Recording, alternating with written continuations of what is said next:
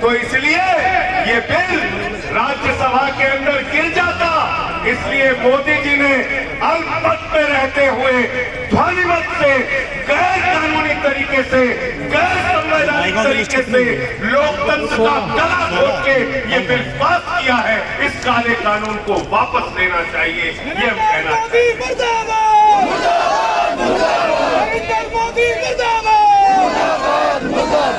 आज पंजाब के अंदर किसान आंदोलन कर रहा है, हरियाणा के अंदर किसान आंदोलन कर रहा है, कर्नाटक के अंदर किसान आंदोलन कर रहा है, केरल के अंदर किसान आंदोलन कर रहा है, पश्चिमी उत्तर प्रदेश में किसान आंदोलन कर रहा है। और भारतीय जनता पार्टी के लोग और उसके प्रधानमंत्री नरेंद्र मोदी जी देश के करोड़ों किसानों से झूठ बोलने का काम कर रहे हैं। कह रहे हैं इस बिल में किसानों के लिए कोई नुकसान नहीं है, एमएसपी खत्म नहीं हो रही है। मैंने भाजपाइयों से पूछा, तीनों बिल में एक जगह भी एमएसपी शब्द लिखा हो तो दिखाओ।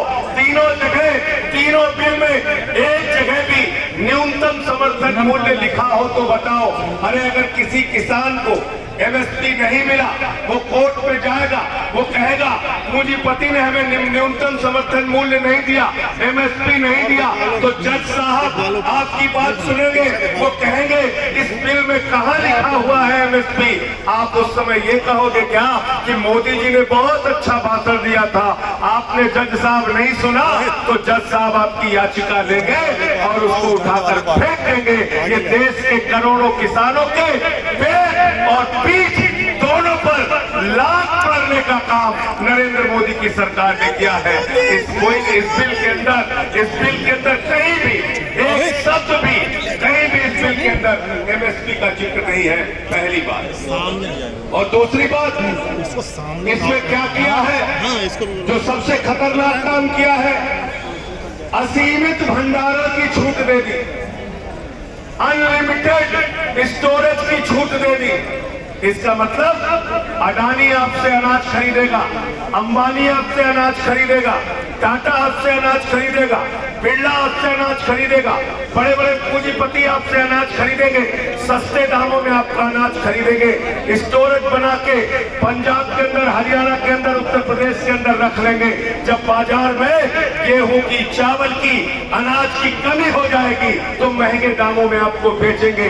नरेंद्र मोदी जी इस काले कानून से आपने देश के अंदर जमाखोरी को, कालाबाजारी को, महंगाई को बढ़ावा देने का काम किया है। इसलिए आम आदमी पार्टी और उसका एक एक कार्यकर्ता इस काले कानून के खिलाफ आज सड़कों पे उतरा है, जंतर मंतर पे आया है, आपके खिलाफ आवाज उठाने के लिए आया है।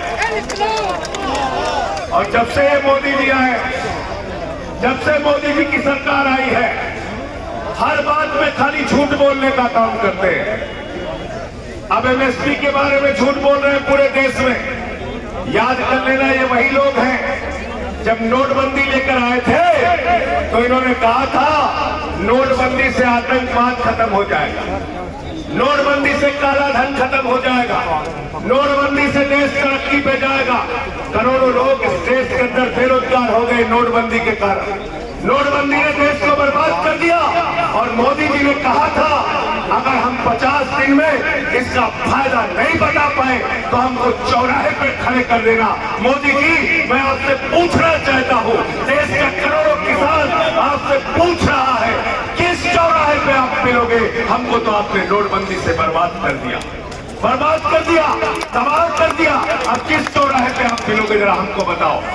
आप जीएसटी लेके आते हैं, जीएसटी के नाम पे देश से झूठ बोलते हैं, देश के अंदर वन नेशन वन टैक्स की बात करते हो, लेकिन जीएसटी के माध्यम से पूरे देश में वन नेशन मल्टीपल टैक्स का सिस्टम लागू कर दिया। महंगाई बढ़ गई, राज्यों को उनका शेयर नहीं दिया गया, जीएसटी भी देकर आपने धोखा दिया। आज आपकी सरकार क्या कर रही है? लॉकडाउन के दौरान पूरा देश जब भूख से मर रहा था, सड़कों पर चलते हुए मजदूरों की जानें गई, चलते हुए रेलवे ट्रैक पर मजदूर कट के मर गया। लोग 2 वक्त की रोटी के लिए लोग तरसते रहे और हिंदुस्तान ने वो दृश्य भी देखा कि 13 साल की एक बच्ची ने 1300 किलोमीटर गुड़गांव से लेकर बिहार तक अपने पिता को साइकिल पे बिठा के पहुंचाया। ये हिंदुस्तान की हालत आपने कर दी मोदी जी। लॉकडाउन के दौरान 50 यात्री ट्रेन की अव्यवस्थाओं के कारण मर गए। ये हिंदुस्तान की हालत आपने कर दी। 40 ट्रेनें आजादी के बाद पहली बार लॉकडाउन में रास्ता भटक गई। अरे रास्ता ट्रेनें नहीं भटकी है मोदी जी, रास्ता तुम्हारा नियत, तुम्हारी सरकार का भटक गया है, जिसको कान पकड़ के सही रास्ते पे लाने का काम हिंदुस्तान का किसान, मजदूर, नौजवान करेगा। हम अपने सरकार का कान पकड़ के रास्ते पे लाने का काम करेंगे। इस देश के अंदर हो क्या रहा है? आज सारी चीजों को बेचने का काम चल रहा है। रेल बेचा जा रहा है, सेल बेचा जा रहा है, बैंकिंग सेक्टर बेचा जा रहा है, इंश्योरेंस सेक्टर बेचा जा रहा है, एयर इंडिया बेचा जा रहा है, कोल इंडिया बेचा जा रहा है, और तो और बीपीसीएल जो महारत्ना कंपनी है उसको भी बेचने का काम किया जा रहा है। देश को बेचने का काम कर रहे हो मोदी जी। देश को बेच के, देश को बर्बाद करके आप हिंदुस्तान की जनता को झूठ बोल के आप तरक्की का, उनको सपना दिखाने का जो काम कर रहे हो, आपकी सरकार की असलियत सामने आ चुकी है। और 6 सालों में आपने बड़े बड़े वादे किए। किसी कोई भूला नहीं है कि आपने कहा था इतना काला धन लाएंगे, इतना काला धन लाएंगे कि हर आदमी के खाते में कितना जमा हो जाएगा? जोर से बोलिए। सबको याद है, कोई भूला नहीं। 15 लाख मिल गया आप लोगों को, 15 लाख। और क्या कहा? नौजवानों को कितना रोजगार देंगे हर साल? कितना देंगे? 10 करोड़ बेरोजगारों की फौज खड़ी कर दी हिंदुस्तान में मोदी जी ने। हिंदुस्तान के अंदर आज किसान अपने आप को ठगा हुआ महसूस कर रहा है, नौजवान अपने आप को ठगा हुआ महसूस कर रहा है, माताएं, बहनें और मजदूर अपने आप को ठगा हुआ महसूस कर रहे हैं। हिंदुस्तान की सरकार, मोदी जी की सरकार ने हर वर्ग को धोखा देने का, विश्वासघात करने का काम किया है।